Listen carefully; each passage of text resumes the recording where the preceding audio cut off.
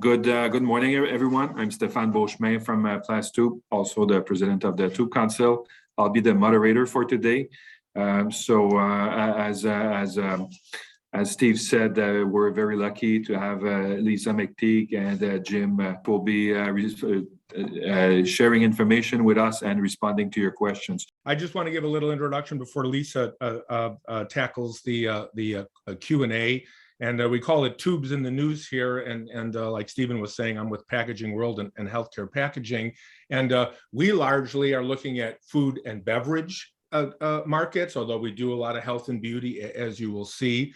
When tubes are covered, it's not that another brand has launched and there's a tube in the SKU family. It is either something design-wise or dispensing-wise or innovative materials. And so lately, starting 2020, 2021, 2022, most of our tube news is about sustainability. And there's quite a lot of bit on paper tubes as we see those grow as well. So before we start, I just wanted to do something this morning when I woke up, and it was tubes around my home. And I went down to my wife's art table there, and quite a few different kinds of paints in tubes, of course, and up into my study. And it was, I think, lanacane for itching or something for, that wasn't me. Somebody must have got to cut that itched or whatever. But interestingly enough, there were no tubes in our kitchen. And I know that in Europe, of course, tubes are quite a big deal. They've been having their condiments served out of tubes for years and years, and we've never quite gotten there. But here you go in CNN Travel, they're talking about lasagna in tubetto, and it's more of a light fluff piece about a rarity still for, I think, in the United States, although you do see some gourmet paste and things like that. So what makes the news in healthcare packaging? Well, PharmaPack in Paris last year, a sustainability award for a monomaterial tube. And what's really interesting is that you start to see claims being made. Here's a carbon footprint by up to 38%.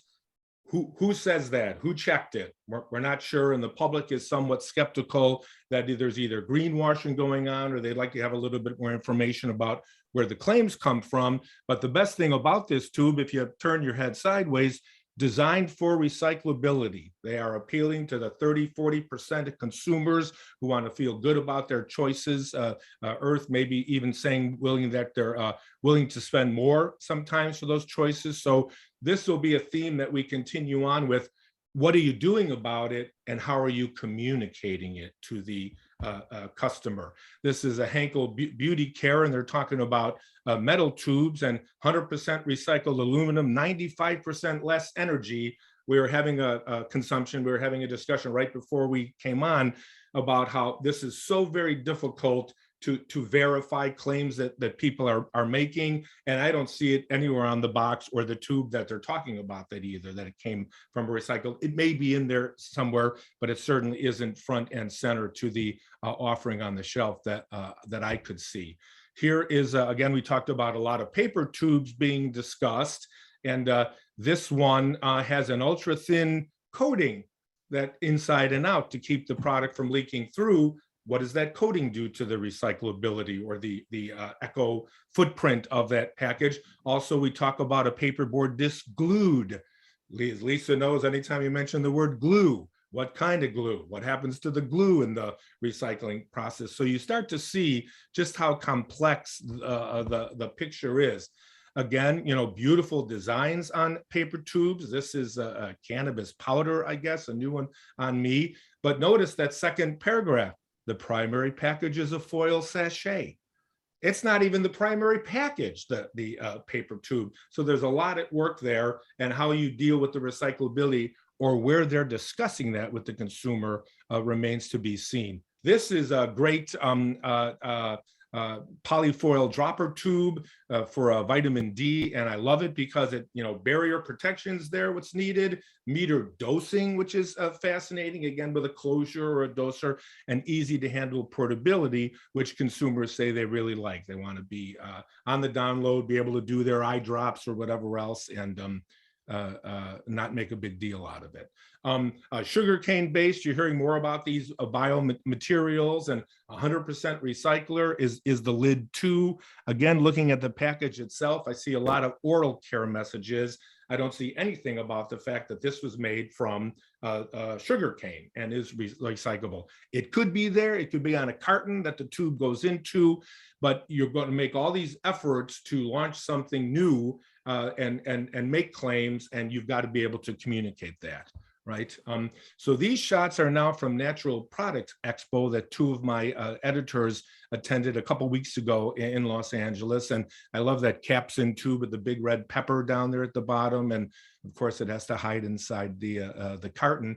But as you start to look at these families of products, oh, here's a ton again, paper was everywhere. And you can see if you examine closely, some of the paper tubes are kind of scuffed and beat up a little bit, which a brand owner wouldn't love, but it might just be that they're on the show floor and they're being exposed to a little bit more loading and unloading.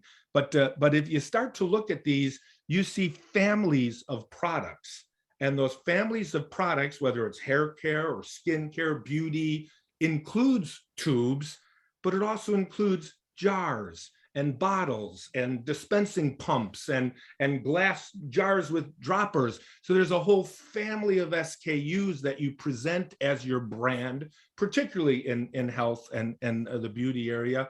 Well, as these CPGs get on this wagon of, we're going to take a look at everything and see what the footprint is and how it's going, where are the tubes going to fall in the discussion? You know, you've got like this, Wow Skin Science. This is news. This is a Craftica paper tube. Doesn't say anything about how well it travels or how long it can last on the shelf. Does it break down at all? And whatever the tube is paper, it looks to me like the closure is still plastic. So how do they work together? Of course, the biggest news now is this Colgate rolling out the mono material. And look at the footprint that they're appealing to the consumer. It isn't about oral care. It isn't, it's about Colgate's commitment to the environment. You can share the experience with them by recycling this tube. And again, doesn't appeal to everybody, but you do have consumers saying that this is a big a deal to them. Thanks, Jim. Great overview, a snapshot of where we are in the market, the current market today. Hello, everybody. I am honored to be here talking with you today. And I am also lucky because the last couple of years, I've been able to serve as a judge for the Tube of the Year competition. And it is one of my favorite competitions to judge because it's a little bit of a narrow slice of the overall packaging market, but every single year I have just been wowed with some of the developments that you've come up with, the technology advancements that you've made year to year. So kudos to all of you. I know you guys work very hard in advancing your industry.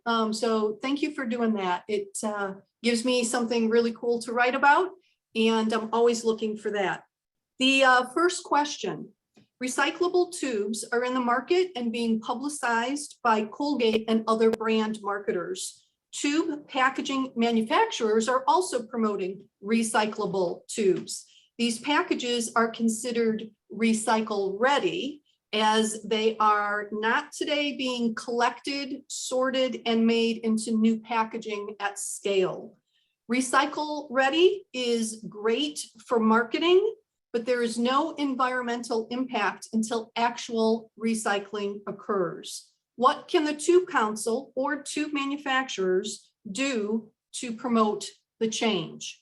Thank you for the question, Michael. So what steps need to be taken, and by who, to get these recycle-ready tubes into the current recycling system?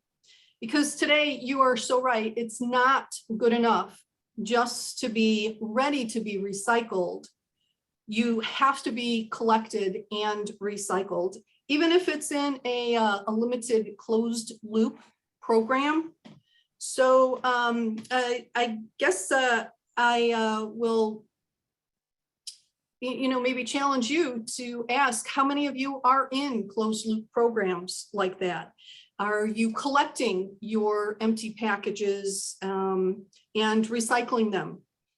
Also, for decades now, manufacturers have been very smart about reusing their industrial scrap. So how much of your material are you reintroducing into your manufacturing process? Because quite frankly, that is recycling. And, Jim mentioned a little bit earlier, the idea of greenwashing. As long as you're clear about where the recycled material is coming from, whether it's post-consumer or industrial, I think that any manufacturer who's reusing scrap material should get credit for that. And I don't know how active you guys are in doing that. But as far as like answering the question, what can you guys do to promote this change, to try to get the tubes to be recycled more often? I would encourage you to talk with recyclers, definitely, as well as municipalities, because they're direct. I would talk with them directly, because I think it's inevitable that tubes are going to be collected at curbside, which is the standard here for recycling in the United States. And I know this is the Tube Council of North America. I can only really speak from the United States perspective. I'm not as up on the Canadian or the Mexican situations. So just in the United States. So curbside is the key as far as getting into the current recycling system. And, but this also gives me an opportunity. I'm usually the one asking questions, not answering them, but this gives me an opportunity to just throw this idea out there that maybe there's a larger sustainability discussion around government involvement in recycling and, or, just waste management in general. So, most of the recyclers work with municipalities, and the waste management is managed by companies, but through the auspices of the local governments. And they're not always looking at it from a for-profit perspective. This is a service that they provide to citizens. And I know that the recyclers have been looking at this as a for-profit business always. And that's one of the reasons why we're in a little bit of a pickle right now with recycling in the United States is, the business, the business of it is a little off kilter for right now. And there's a lot of reasons for that, but I'm just wondering if both consumers as well as the product manufacturers and, even further upstream, the packaging manufacturers yourselves will have enough incentive to kind of, do the right thing from a waste management recycling point of view if it's not managed by the government. So I know that's like a huge overview idea topic to kind of consider, but it is something that I've been thinking about. I think that businesses can do a better job at recycling than local governments. And that's just my opinion.